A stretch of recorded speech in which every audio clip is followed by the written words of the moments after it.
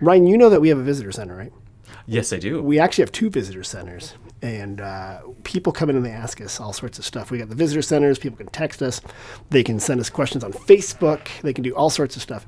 Today, you're going to help me answer some of these questions in a segment we call We Get Questions. Are you ready? What are those tiny trees on the hills?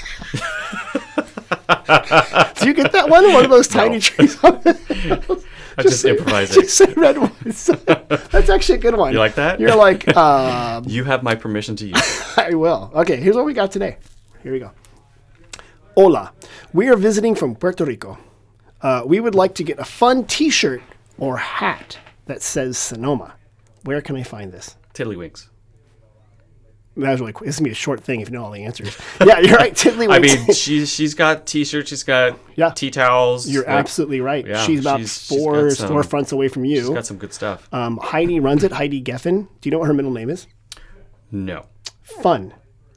She legally changed her name to Fun. I'm not joking. She legally changed her name to Fun. I love that commitment. She was like, my middle name is Fun. I'm like, that's a joke. And she goes, no, it's literally, and she showed me. That commitment. So, okay, good. Yeah, Tiddlywinks, which is 3, 4, maybe 4 door fronts away from you guys. Maya, the dog store, the shoe store. Yes. Chris at Caddis came in. It might be 5. Yeah. Okay, well, it's really far. Mid-block east. Heading east. Okay, that's a good place. Good. You can also go to the Barracks gift store. That's good. Oh, yeah, absolutely. Actually, a really good gift shop in the Barracks, which is a white building on the north side of the plaza. So you know who else might be good? It is the museum, because I know they have a gift shop. They have a great Hello gift Sonoma, shop. You know which what? is right across the street from that. Ryan, you went on that one. Yeah. Not only do you not know the names of the small trees on the hill, but no. The Sonoma Valley Museum of Art has a great gift shop, and Hello Sonoma, you're right across from Broadway, they have really neat stuff. Yeah, good. I'm gonna get you. Okay. Trying. Ready? Yes. Here's another one. We have a whole lot of people coming for Thanksgiving. The in-laws, the cousins, the college kids' friends, that one neighbor who is angling for an invitation. And I really need to know, what are the best wines to serve for Thanksgiving? Well, classically it would be a Pinot. Okay. Just because it usually pairs very well with the variety of foods that you get on a Thanksgiving table. Okay. You could also do a Gewürztraminer, which pairs also very nicely with turkey and stuffing. Okay. That's what I would personally go towards. Pinot Noir and Gewürz. Okay. Yeah. Good answer. Or even a Riesling, like a dry Riesling. Yeah, and a lot of people, when they hear Gewürz or Riesling, they're thinking of sweeter wines, but dry means not as much sugar in it, right? Correct. Okay, so... Yeah, 'cause you don't want too much sugar. It's like, ugh. I mean, you're going to be stuffing yourself anyway. Yeah. Save that for the Snickers Salad, which is an actual thing I've had. Oh, God. I'll post the recipe in the comments. Please, I need to see this as well. Yeah. I've also heard sparkling. Now, this might be brought to you by the sparkling people, like that other Lely that works for Gloria Ferrer. But I hear that sparkling goes with everything. So, I mean, if you're drinking sparkling, in my opinion, you're having a good time no matter what. That's true. So with the cousins, the in-laws, the college kids' friends, and the one neighbor who is angling for an invitation. Yeah. You know who you are. The hardest part about Thanksgiving, my wife this morning had a tape measure out. And she's like measuring out the room. Oh, yeah. And we were like, we have to go buy another table now. We're going to get a folding table, right? Because and then like we got to make it look nice. We should totally use you because you know how to do this stuff. I've done it a couple times. Yeah. But we're like, we've already moved furniture like 3 times around the house just in preparation. And I'm like, So, tangent, but also on the same line of what you're talking about. My father made this scale floor plan with all of the living room furniture to scale for my mother so she could sit there and move. At any time, just move stuff around. Yes. This is and like then move it around and be like, okay, this works here, this works here. Okay, now let's move the furniture. That's genius. It was genius. That was before. Now there's probably like virtual reality apps and stuff. Google has that. SketchUp, I think it's called. Yeah. So all they're trying to do is actually sell you stuff later. You know that, right? When you you move the couch, you're like, he's got a couch. We should sell him another couch. Now we know what Ryan has in his house. Upload this photo. Yeah, exactly. Got it here. Okay, here's another one. I got this one just before I got here. Okay. This is a classic question. We just got here from Minnesota. Any recommendations on what to do today? Oh, goodness. Well, you could try a tasting room on the plaza. I like that idea. That would be a good one. I'd recommend Pangloss Cellars. Let's see, what time is it now? Our next seating is at 4:00. Reservations are highly recommended. However, you can come to the door and see, if we have space. Okay. Walking around the plaza, visiting the shops, taking a hike up Overlook Trail. On a day like this, you probably can't see San Francisco, but it still gives you a beautiful view of Sonoma Valley itself, the southern end, so you can really see what that topography is like. Right. Get a bottle of wine and sit on the patio of your hotel and relax. Smart. That's what I would do. Good.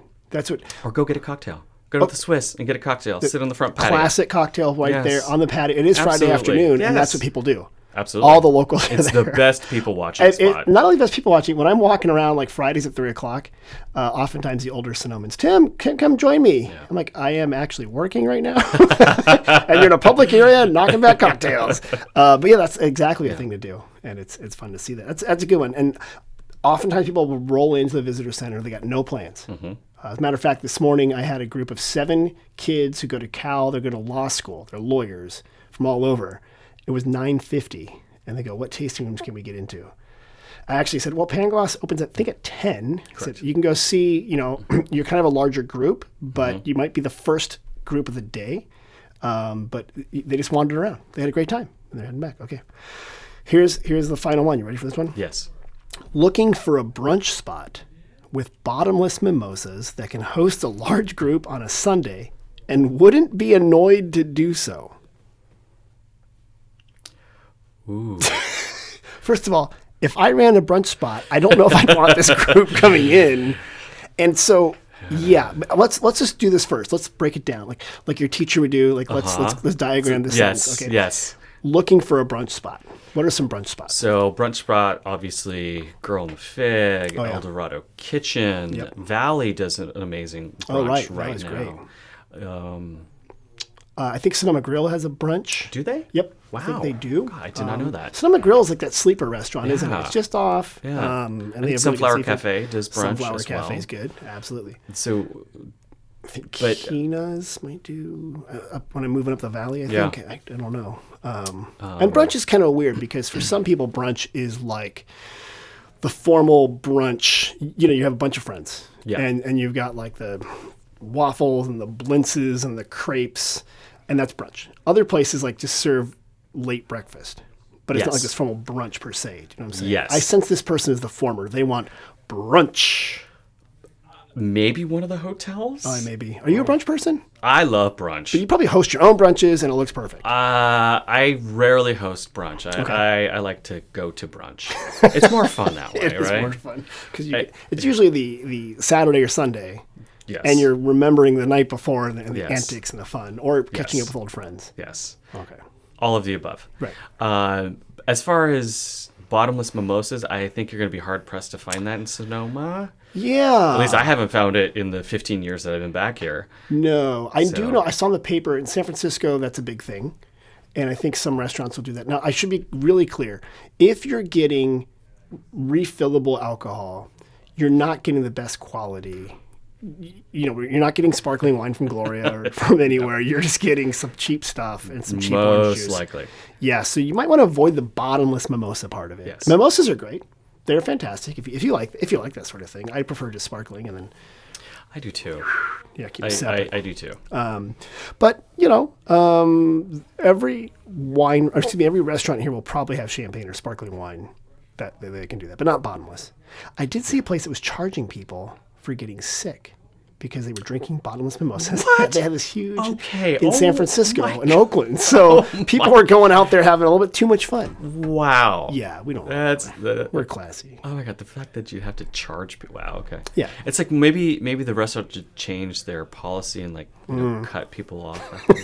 You're like, this is your 7th mimosa. I think you've had enough, right? But host a large group. I think you're right there. Sunflower Cafe has a big patio in the back. It does. Depending on what you mean by large group, not like 50 people. That's another. 15. That's where my brain went. Well, what is your large group? Is it 8 people? Is it Right. 32? Right. So, Are there other multiples of 4 that we're going to go off of? 64? That could be a very large group. That would be exceptionally large. You've done a good job there. You've answered all the questions, and I do love, what are the trees up on the hill? Yeah, what are the tiny trees on the hills? There's so many of them, and they're all perfectly lined up. We had so many questions. Those are Cabernet, kid. Yeah.